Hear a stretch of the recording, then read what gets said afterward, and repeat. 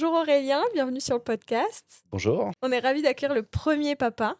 Est-ce que tu peux te présenter, s'il te plaît?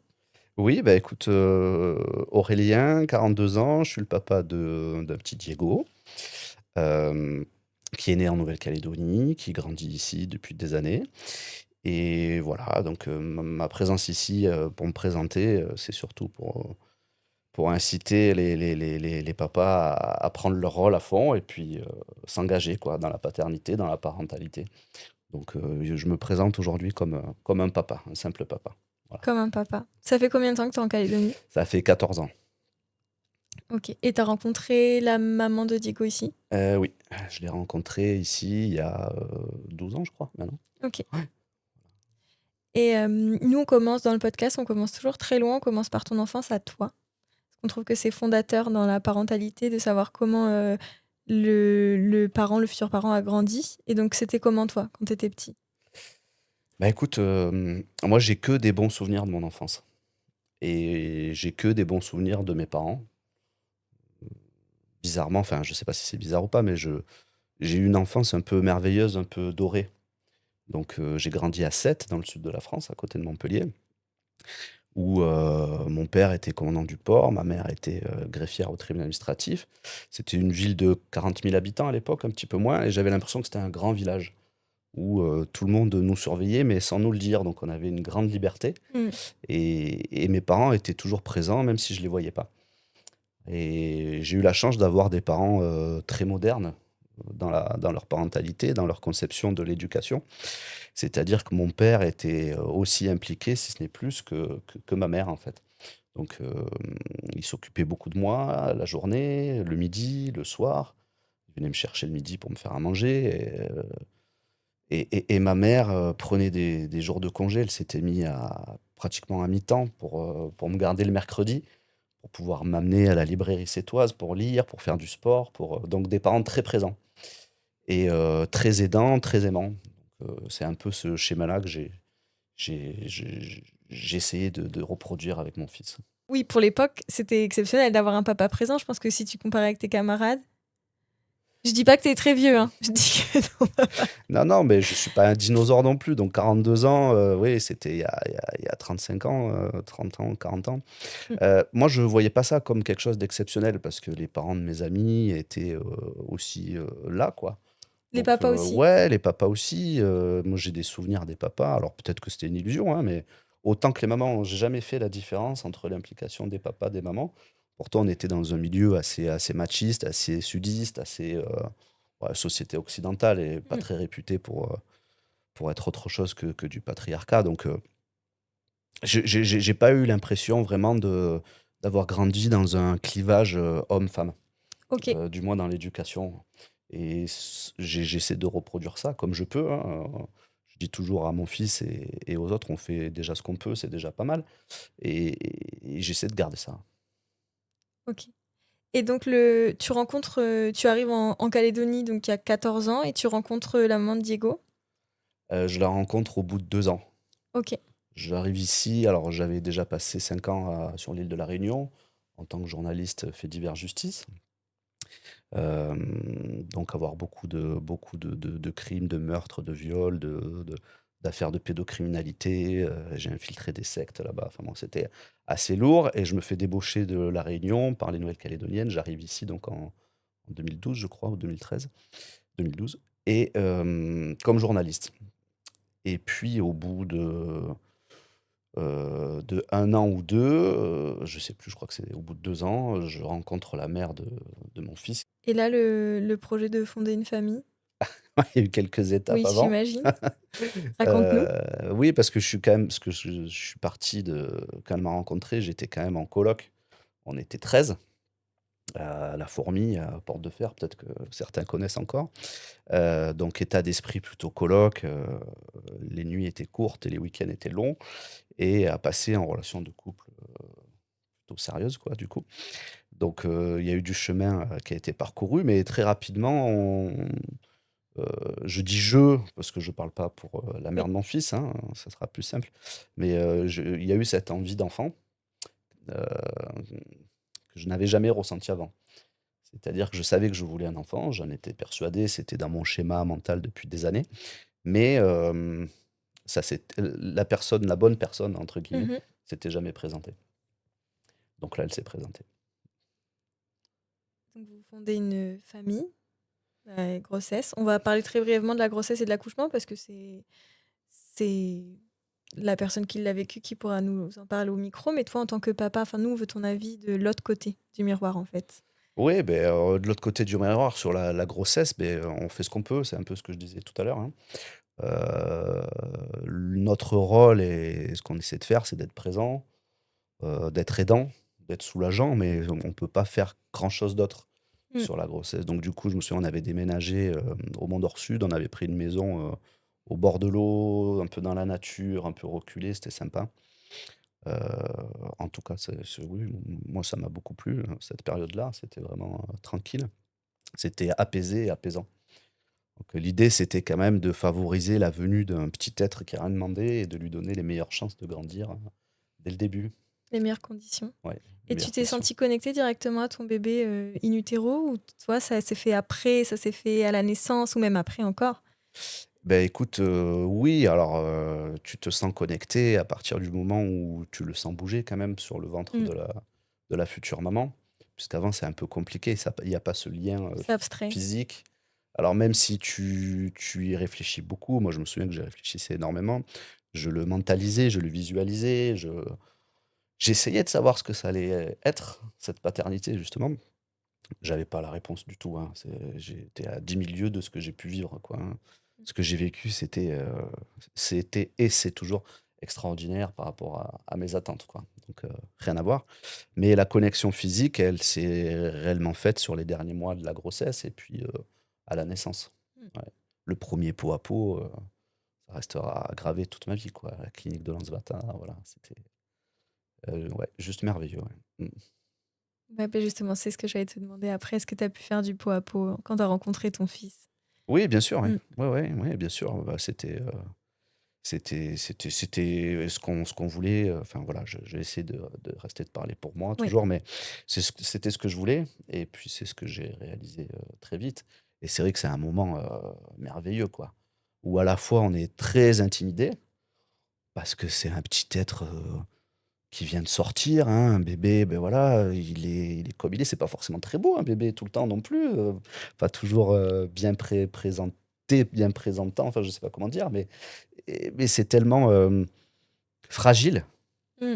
que, bah, c'était beaucoup d'émotions, ouais. Je me souviens que voilà, en plus, j'avais passé, un petit apéro la veille pour fêter la naissance, j'étais un peu encore alcoolisé, je crois et je suis arrivé le lendemain, j'avais pas dormi, je prends mon fils, heu, pour le deuxième jour, hein, pas pour le premier jour et je crois que les réactions, les comportements sont vraiment différents, sont multipliés par 10 quoi, donc il y a toute cette intensité, ce bonheur quoi, hein, finalement, mais la naissance en elle-même, bon, ben pareil, l'homme il fait pas grand chose, hem et j'ai pas énormément de souvenirs de la naissance, si ce n'est que j'ai tout vu, tout regardé, mais je me sentais, vraiment un peu inutile quoi, forcément, hein, donc Spectateur. spectateur, ouais, ouais, ouais.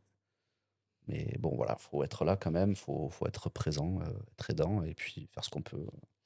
Et là, j'avoue que pour le coup, le papa, il a pas un rôle fondamental sur la naissance, hein. C'est la maman qui fait tout sur la grossesse, la naissance, oui, voilà. Oui, je pense qu'il faut quand même pas minimiser le rôle du coparent qui peut être un vrai pilier aussi, hein, quand c'est préparé et quand c'est désiré par le parent et le coparent, que ce soit vraiment un duo pour la naissance. Même si effectivement il y en a un qui a l'enfant dans son ventre et l'autre pas, je pense que ça peut être vraiment quand même, un duo. Moi, je me serais pas vue le faire, sans mon compagnon, quoi. Donc oui, il y a quand même une place à prendre quand elle peut être prise. Ouais, je suis entièrement d'accord avec toi, mais je pense que justement après, il faut compenser, c'est-à-dire faut donner le double, quoi, de tout ce qu'on n'a pas pu donner pendant la grossesse, pendant l'accouchement, pendant cet état qui est quand même, propre à la femme, auquel on n'y a pas accès, hein. Moi, j'aurais adoré être un hippocampe et porter mon bébé, hein. J'en rêve.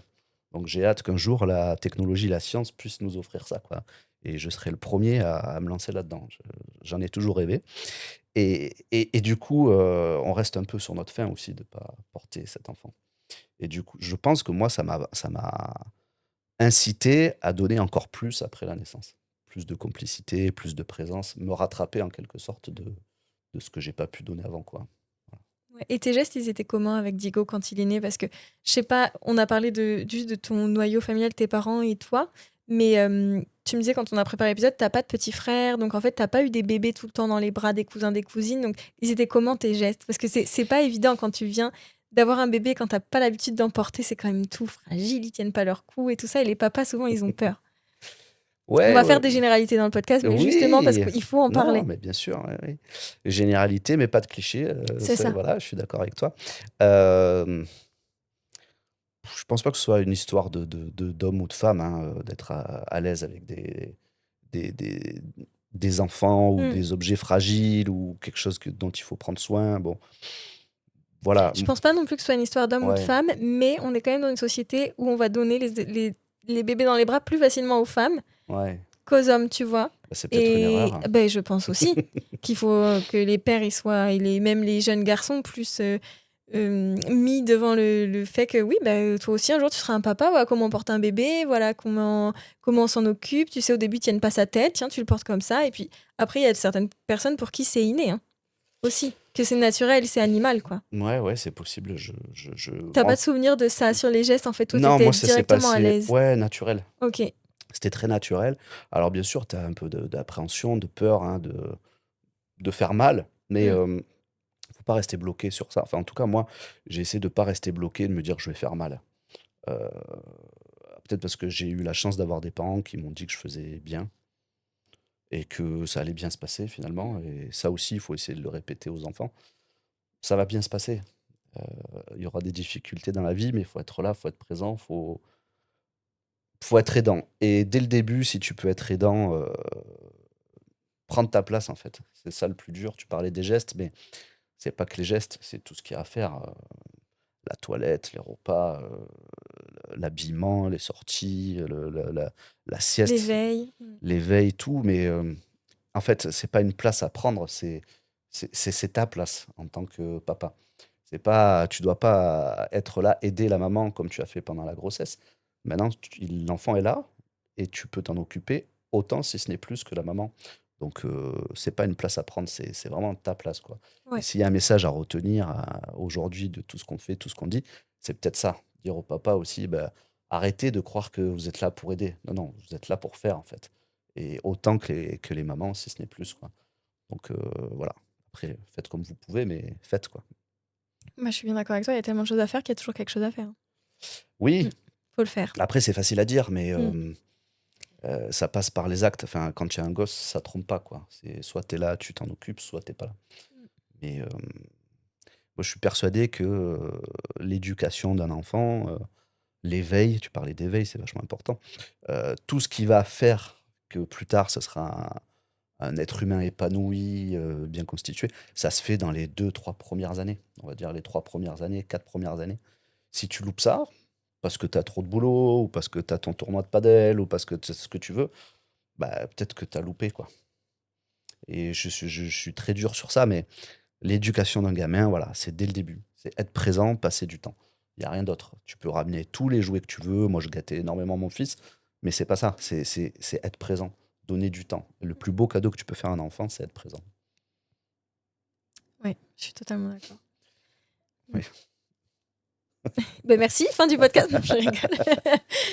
Ouais, et du coup, en fait, la première année de Diego, elle a quand même été, ça a été un vrai challenge quand même Oui. pour toi et sa maman.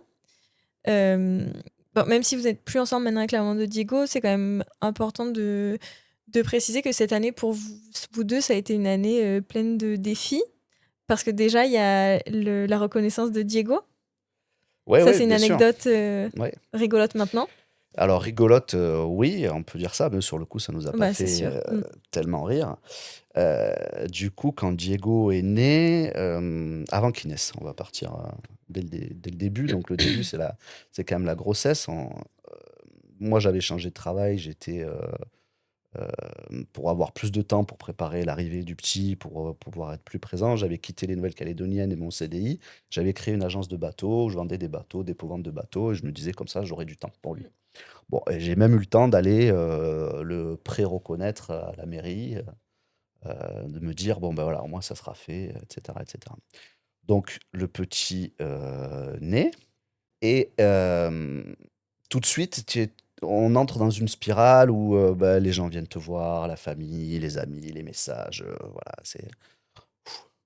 tu dors pas beaucoup Mmh. au début et puis il y a tout ça qui se passe, voilà, les parents se reconnaîtront. On est un peu happé par cette, spirale infernale et puis, donc il est né un samedi après-midi et dès le dimanche matin, l'infirmière de garde, et la sage-femme me disent, «Bon, ben voilà, remplissez-moi le papier de reconnaissance et puis nous, on amènera tous les papiers, à la mairie avec toutes les naissances du week-end». Oui, c'était à l'époque, c'était Ouais. il y a pas longtemps, mais bref, Tu me prends à la vraiment pour un naissance de dinosaure? non, non, mais à la naissance de Diego, c'était le fonctionnement Ouais, c'est ça. Bah, classique. du moins, à la clinique de Lansvata, Ouais. c'était comme ça. Oui, il faut le rappeler pour dire que quand Ouais. même, c'est une anecdote qui vous est arrivée, mais c'est pas un oubli, de votre part, quoi. Bah, écoute, pour l'instant, ça se passe bien donc Ouais. nous, enfin Tu remplis moi, les papiers de je reconnaissance. remplis, on signe tous les 2 et on donne à la sage-femme et à l'infirmière, hein, il y avait les 2. Et puis on passe à autre chose. Je Bah veux oui, dire, au bout de 3 jours, on sort de la clinique, la mère de Diego sort de la clinique surtout, on rentre chez nous, voilà, les le présentations, les tourbillon. premières nuits, voilà, le nombril, qui se détache, voilà, tous les petits détails que les parents puissent, reconnaître et on commence notre vie de vrais parents parce qu'avant, c'est quand même assez flou pendant la grossesse, on ne sait Mmh. pas trop à quoi s'attendre et puis voilà, ça démarre. Ça démarre super bien.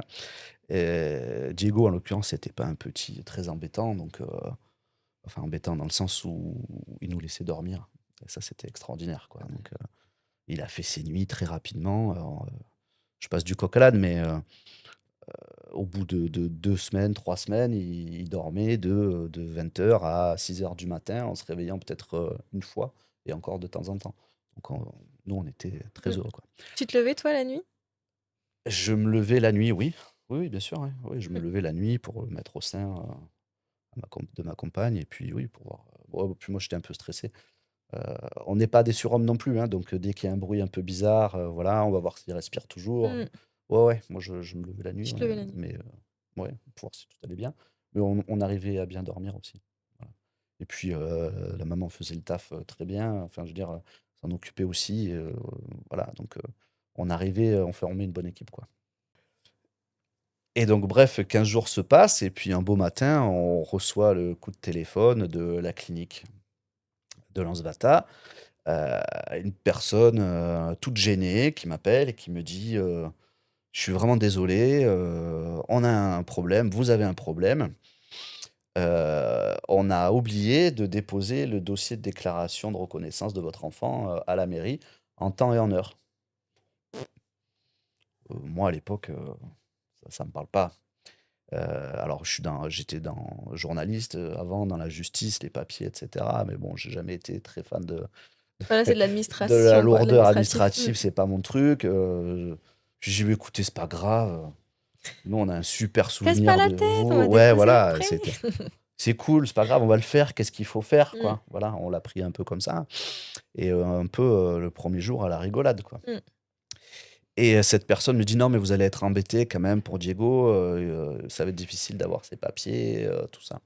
Je dis: «Oh bah, vous inquiétez pas, on va gérer, je vais prendre le relais. Merci pour tout. Merci la clinique de Nasvata, c'était super, ça s'est bien passé, le personnel était top et tout». On reste sur ça.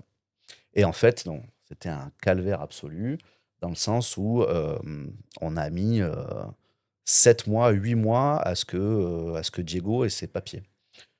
Parce que ce qu'il faut savoir, c'est que la reconnaissance, même si on fait une pré-reconnaissance, si cette reconnaissance-là n'est pas faite, alors je crois que c'est sous 3 jours ou 3 jours ouvrés, Il me semble que c'est 3 jours ouvrés ouais, aussi. 3 ou 5 à vérifier, hein, j'ai pas, vérifié les parents et futurs parents parce que c'est C'est important. rapide en tout cas. Voilà. Si vous le faites pas là, après, vous allez être embêtés et il va falloir passer devant le JAF, le juge des affaires familiales. Et nous, c'est ce qu'on a fait et ça a traîné 7 mois. Donc pendant 7 mois, on n'a pas pu reconnaître le petit. Il avait pas de papier, pas de carte d'identité, pas de passeport, Pas d'identité tout pas court en d'identité fait. tout court, pas de soins CAFAT remboursés. Heu, Ça, à la limite, c'était la chose la moins importante. Parce que là, on se disait: «Mais si demain il disparaît, qu'est-ce qui nous prouve que c'est notre enfant, à Mmh. part un test ADN, ou s'il y a quoi que ce soit, il n'a pas d'existence. C'était un Mmh. sans-papier.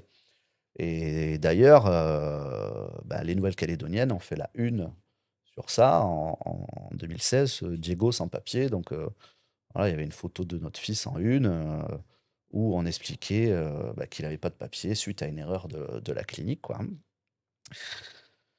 Et ça a été une source de stress assez intense Oui. pour nous, on va dire. Et finalement, j'ai dû insister dans le bureau de l'adjoint au maire pour lui dire maintenant, faut faire quelque chose parce que c'est plus possible, hein. Et on a eu une réponse assez rapide. Je ne sais pas comment le lien a été fait avec le juge des affaires familiales, mais on a eu une audience.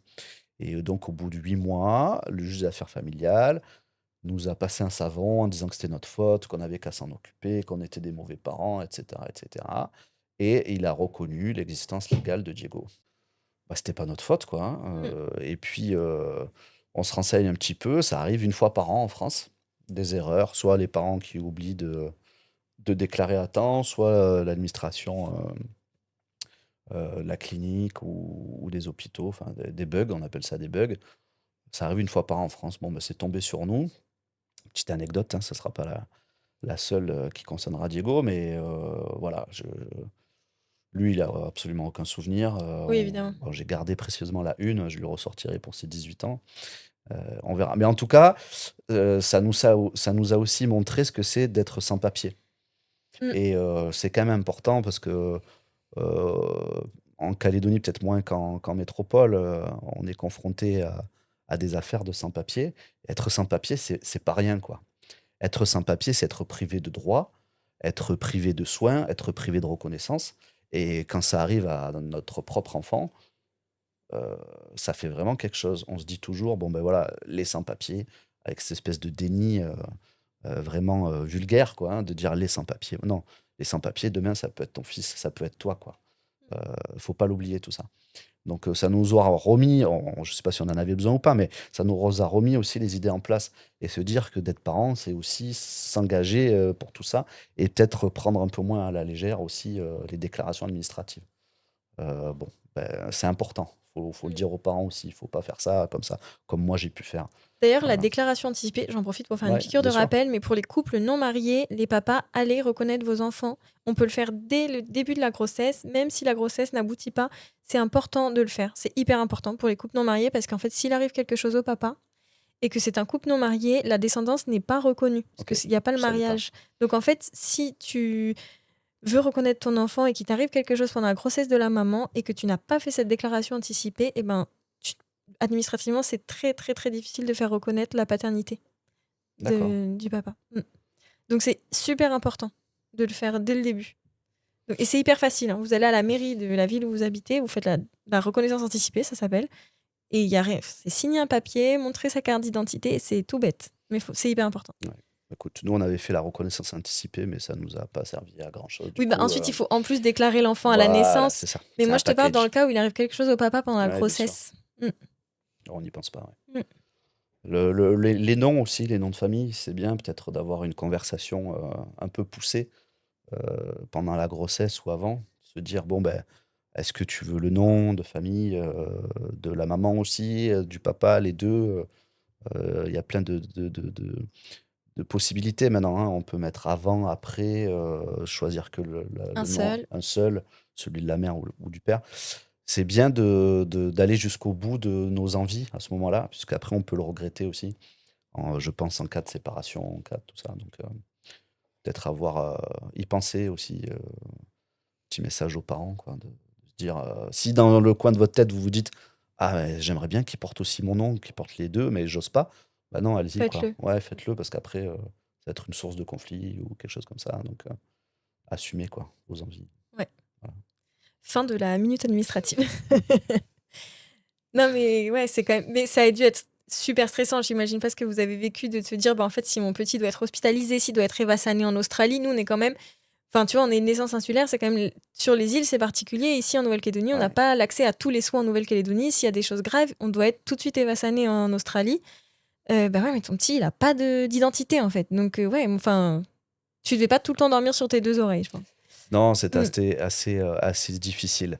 Hem, Après, on se dit quand même qu'il y a des recours possibles, quoi. Oui. C'est pas parce qu'il a pas de passeport que s'il lui arrive quelque chose de très Non, mais bien grave, sûr, ils allaient pas le laisser sur le tarmac, par mais exemple un accident de la route mmh, et qu'il doit être, hospitalisé, ça posera pas de problème. bien sûr, on laisse pas une personne sans soin, mais c'est quand même, voilà, une particularité qui fait que la l la manière de faire a changé en Nouvelle-Calédonie après cet incident. Alors oui, à partir de là, la clinique de Lansvata a arrêté de proposer, les inscriptions et les déclarations des enfants.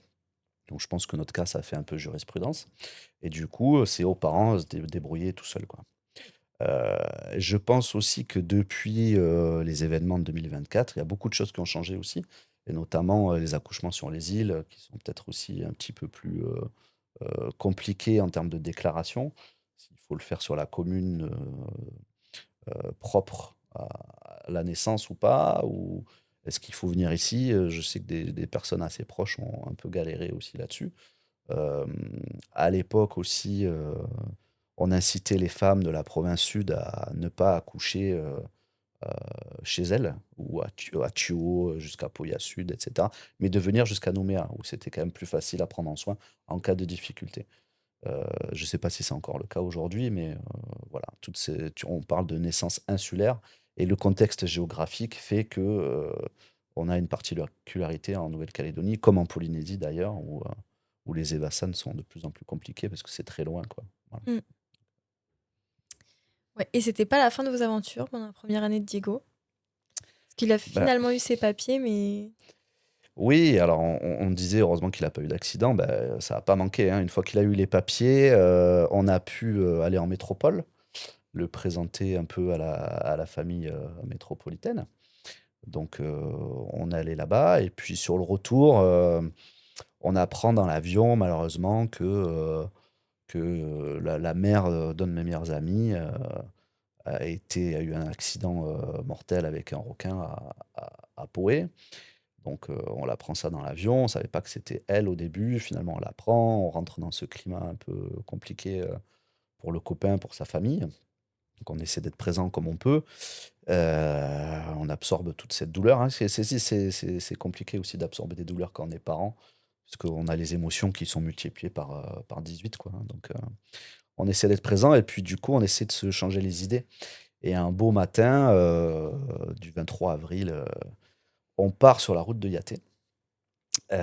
Donc, la mère de Diego qui est devant, qui conduit, Diego, dans sa coquille, et moi derrière et puis, choc frontal avec un mec bourré, qui nous a dégommés, quoi. Donc, pas de permis, pas d'assurance, alcoolisé, cannabis, voilà, schéma un peu traditionnel que j'ai pu voir à la barre du tribunal correctionnel pendant des années en tant que journaliste. Bon, ben finalement, là, pour une fois, c'est tombé sur nous, sur moi et choc frontal assez violent, miraculeusement, alors je crois pas au miracle, mais là, pour le coup, Diego n'a absolument rien eu. Il était bien protégé dans sa coque. Donc, minute coque aussi très importante pour dédramatiser, mais attachez bien vos enfants en ah ouais. voiture, dans le Mmh. bon sens, coupez l'airbag, enfin voilà, faites ça bien, lisez la notice, ça sauve une vie. Là, pour le coup, ça lui a sauvé la vie, quoi. Il était dans une coque, bien attaché, ça lui a sauvé la vie.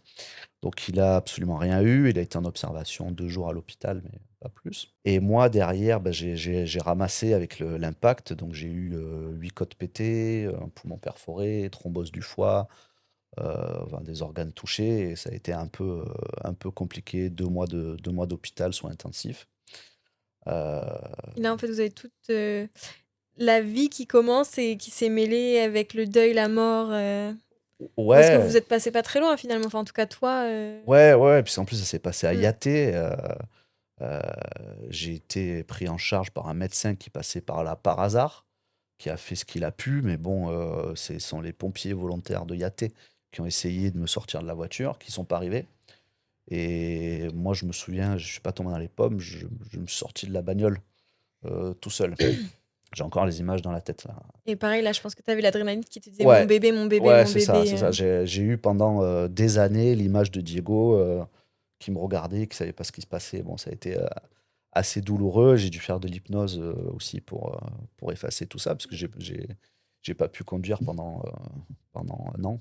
Je peux toujours pas conduire sur l'autoroute à cause de ça. Ouais. Ça a été compliqué, mais la chose la plus compliquée, c'est que il n'y a pas de prise en charge directe quand on est sur IAT, quand on a un accident. Donc c'est hélicoptère. L'hélicoptère, il est venu au bout d'une heure et demie. Et j'ai été transféré à Gaston-Bourré, voilà, au bout d'une heure et demie, avec un pneumothorax, poche de sang dans les poumons, et puis soins intensifs, quoi. Et puis là, au début, on pensait que ça allait pas durer longtemps, j'allais pas être hospitalisé, hein. Et donc, on m'amène un sac de rechange, et dedans, il y avait, je me souviendrai toute ma vie, il y avait 2 caleçons, 2 t-shirts, quoi. Euh, et en fait, Un très petit sac. ouais, et je suis resté 2 mois à l'hôpital. 2 mois à l'hôpital où ça a été compliqué parce que j'ai pas vu mon fils pratiquement pendant 2 mois. Euh, pour des raisons diverses, hein, mais ça a été un traumatisme pour moi. Et de me dire aussi que j'ai failli mourir avec mon fils et que lui avait rien demandé et qu'il s'en est sorti miraculeusement, mais il avait rien demandé. Enfin, je veux dire, il aurait été mal attaché, c'était fini. Bon, on peut pas vivre comme ça, mais du jour au lendemain, tout bascule. Mm. Tout bascule en tant qu'être humain, tout bascule en tant que parent. Ouais, tu descends du nuage de Ouais, l'insouciance. alors c'est un truc de fou. On était content, entrée de métropole, on a vu la famille, donc montagne russe, après le décès de la mère de mon ami, donc la peine, et puis on remonte un peu, là, l'accident, on redescend. Enfin, les montagnes russes, c'est la vie, hein, mais il faut être paré aussi quand on est parent à escalader ces montagnes russes et à descendre, à monter, et accepter ces moments-là aussi. Il y a peut-être un message à retenir, c'est ça, c'est d'accepter les moments de faiblesse, de doute, de blues, les accepter, dire ok, ben là je suis pas bien, se faire aider par des professionnels, des psys, tout ce que vous voulez, hein, les copains, les psys, la famille. Misez quand même plus sur les psys que sur les copains, c'est un petit conseil, mais voilà, accepter ces moments où on n'est pas bien, Ouais, de se faire aider, se accepter de se faire faire aider, il y aider. a des professionnels qui sont là pour ça, et essayez d'être bien pour votre enfant, si vous voulez pas être bien pour vous, que vous n'y arrivez pas, essayez de le faire pour votre gosse qui a rien demandé, quoi. Et qui a besoin de ses 2 parents, d'être bien, d'être, éveillé, d'être, disponible pour lui. Donc Mm. voilà, le plus dur, c'était ça. Parce qu'après l'accident, bon, beh, on est parti en métropole, moi, j'ai dû me faire soigner, me faire suivre, 8 mois d'arrêt maladie, donc un peu compliqué. En tant que Heu, chef d'entreprise. ouais, bon, alors l'entreprise, elle avait explosé, hein, comme j'étais tout seul, Bah oui. j'ai tout perdu, ouais, mais ça, c'est pas grave, c'est du matériel. On s'en fiche, l'important, c'était la santé du petit surtout, et Oui. puis, Oui, mais enfin, quand t'es voilà. parent, quand même, t'as des choses à assumer auprès de tes enfants. Ça doit être aussi. Oui, Enfin, tu peux pas te dire, ah, oui, on va vivre d'amour et d'eau fraîche, en fait. Quand ouais, mais t'es parent, c'est difficile. c'est difficile, mais Mais c'est sûr que c'est secondaire par rapport à la santé, ça, je te rejoins ouais, ouais, ouais. complètement. Bon, alors moi, j'ai eu la chance d'être entouré. J'avais ma famille, heu, voilà, qui nous ont aidés financièrement aussi.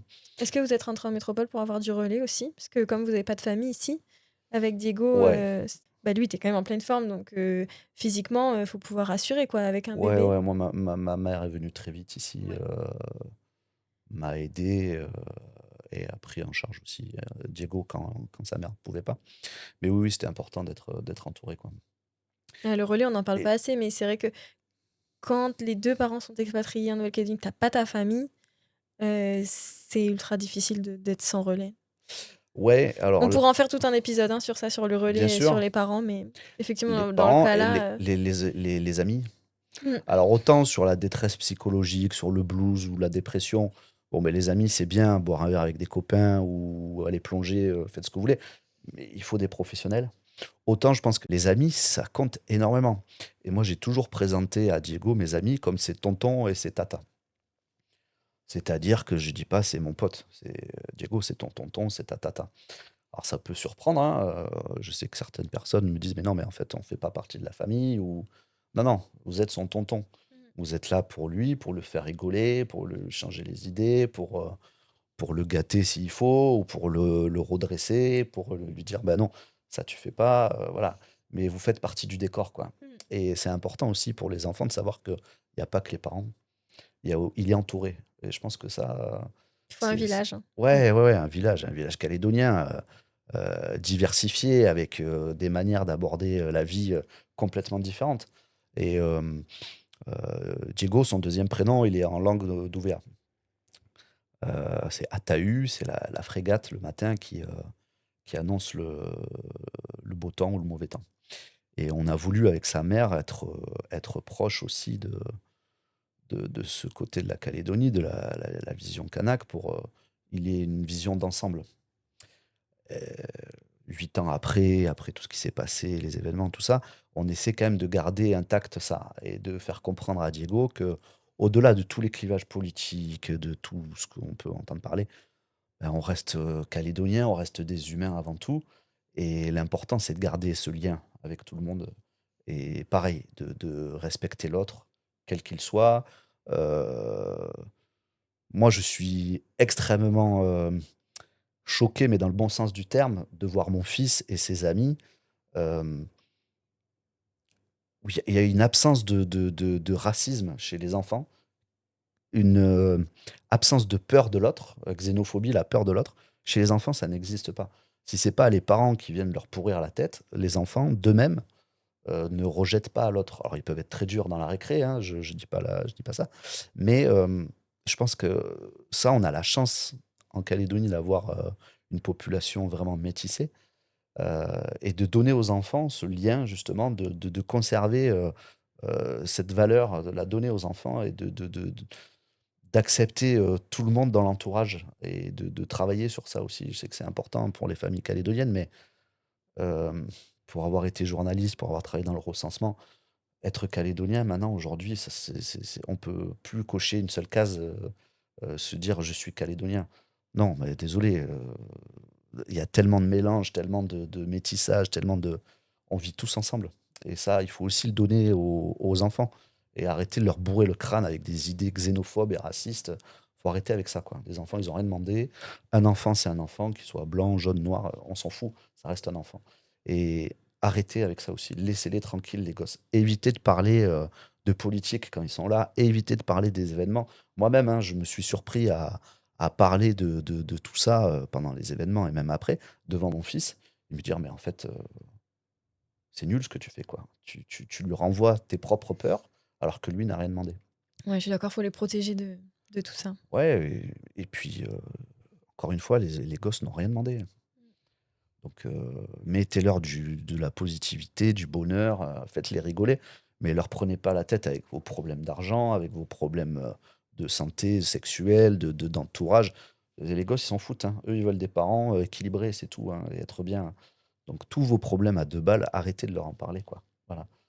Euh, c'est plus facile à dire qu'à faire, hein, Ouais. moi le premier, mais ayez un discours positif, quoi, avec vos enfants. Voilà. Et c'est quoi, du coup, tes conseils parentalité en tant que, En tant que en papa tant que, ou en tant que parent?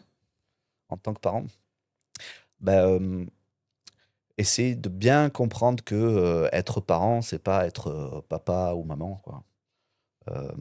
Encore ce week-end, je discutais avec une amie qui est très proche et qui me soutenait la thèse qu'un enfant avait besoin plus de sa mère que de son père.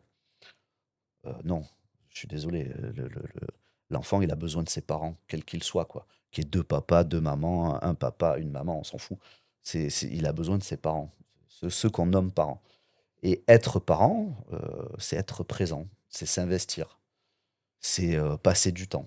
Donc, si j'ai des conseils à donner, en tant que papa, hein, juste ça, c'est passer du temps avec votre gosse, quoi.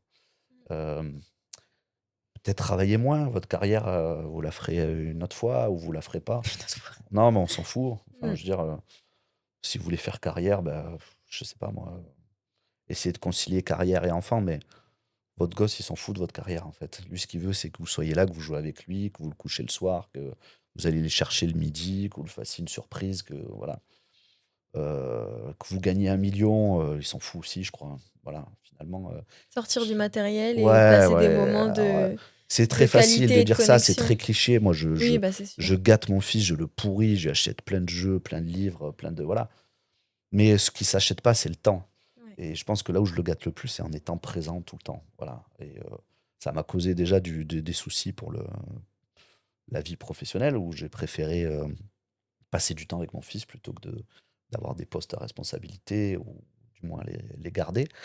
Je m'en fous, en fait.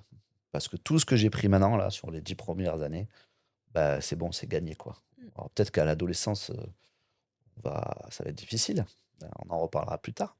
Mais au moins, c'est fait, quoi. Et je regrette pas une seule seconde du temps passé avec mon fils, quoi.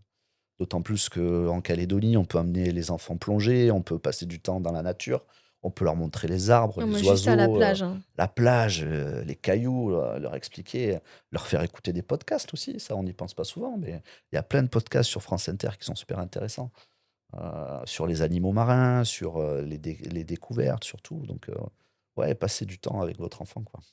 Voilà. Simple, efficace. Ouais, le temps, c'est le plus important, je crois. Elle est comment toi ta relation avec, Diego? Parce qu'on a parlé de sa toute petite enfance et c'est vrai qu'à part être vraiment dans le soin, passer du temps comme tu dis, en fait, la relation elle se construit petit à petit. Là, Diego, il est plus grand. Est-ce que tu es le papa complice? Est-ce que ça a été difficile pour toi du coup de mettre un cadre, tu vois? Est-ce que c'est intéressant aussi ça dans l'éducation en fait parce que bah, ouais, c'est trop cool de passer du temps avec son fils et jouer tout le temps et tout ça, mais il y a aussi des côtés plus difficiles, surtout qu'on n'en a pas encore beaucoup parlé, mais toi, tu es quand même, un papa séparé, donc tu as aussi, 1 semaine sur 2, tu es papa solo, même si maintenant tu as une nouvelle compagne, mais Ouais, tu as aussi ce côté où, bah, en fait, tu as envie il y a passer du temps avec son fils, mais en fait, il faut aussi que les devoirs soient faits, les courses, tout ça, quoi, tu vois? Enfin, la vie. ouais, Comment tu je gères suis ça? entièrement d'accord avec toi, mais c'est pas, on peut pas opposer le temps plaisir et le temps, cadrage, devoir et cetera.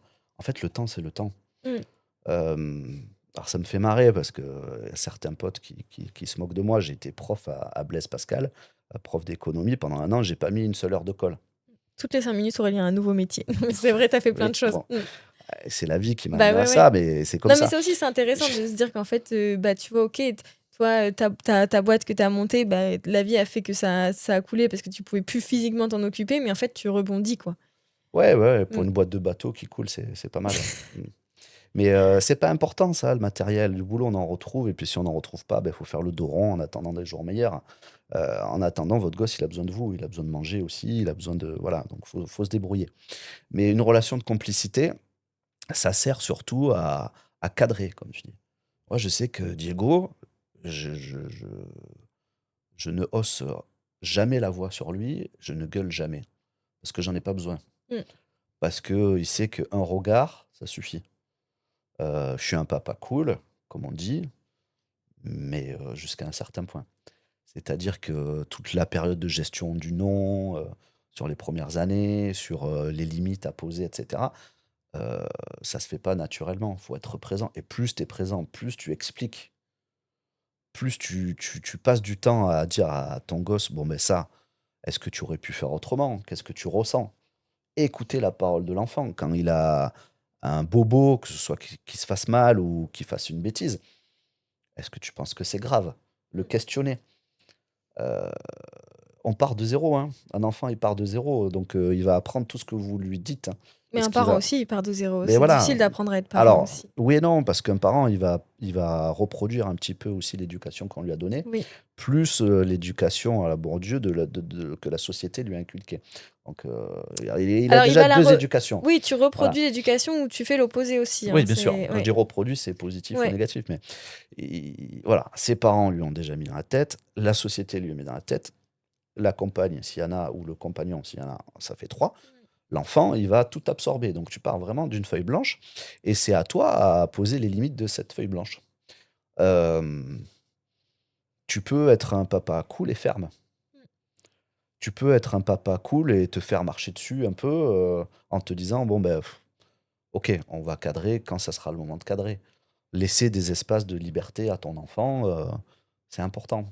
Si en contrepartie, heu, tu lui fais faire ses devoirs, il faut qu'il soit propre et lavé, tu vois? Tout le temps. Moi, je mets un point d'orgue à ce qu'il soit toujours, lavé, peigné, brosser les dents, c'est vachement Oui, parce important. que là, on parle de principes un peu utopistes, mais Ouais, effectivement, on parle quand même parce que tu dis: «Oui, on peut arrêter de travailler, retravailler et tout». Enfin, oui, enfin, un enfant, il a quand même besoin, comme tu dis, du cadre, mais ça, en fait, tu le sais, mais je préfère qu'on le rappelle. Effectivement, on n'est pas non plus à 6 000 kilomètres au-dessus de la Terre. Il y a Ouais, bien des sûr. réalités qui fait que tu as quand même besoin d'un minimum de sous pour avoir des enfants, pour les assumer, Ouais. et un minimum de cadre, en fait. Mais quand toi, tu arrives à avoir tout ça réuni, qu'est-ce que tu en fais? Ça, c'est là que c'est intéressant.